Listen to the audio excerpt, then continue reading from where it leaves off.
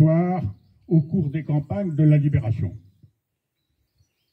Que ce soit au Levant, dans la Résistance, la déportation, sur la RC4, à Suez, Jean-Pierre n'a éprouvé que l'humiliation de la défaite.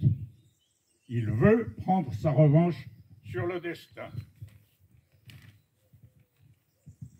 Après le rude apprentissage chez les képis blancs, en Algérie et au Maroc, il est promu lieutenant. En 1941, il combat en Syrie, où il est cité pour son sens du combat, son courage physique et ses capacités d'entraîneur d'hommes. En 1944, il est arrêté, puis déporté. Dès 1946, il retrouve la Légion, où ses supérieurs le considèrent comme un sujet d'avenir. La création de la Légion parachutiste destinée aux opérations d'Indochine, pour laquelle il est aussitôt volontaire, lui fait entrevoir de nouveaux horizons.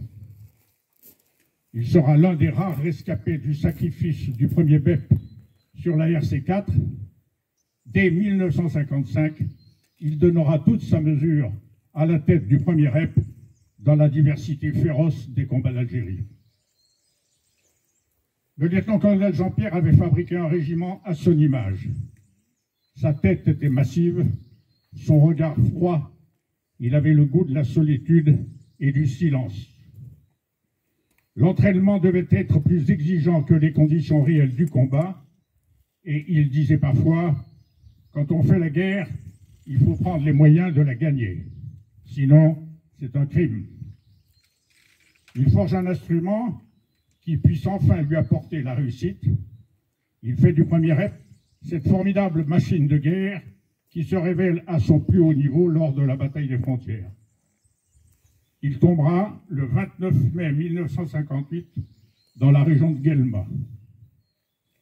Son hélicoptère est abattu sur le Djebel Mermera au moment où il peut enfin savourer pleinement le fruit délicieux du triomphe.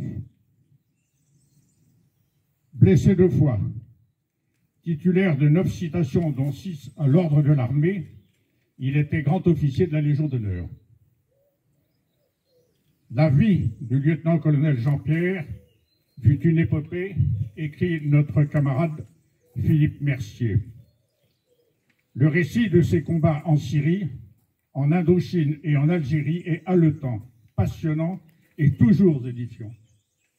Ce qui s'en dégage, c'est l'esprit de décision, l'engagement total dans l'action, une exigence absolue et la rage de vaincre.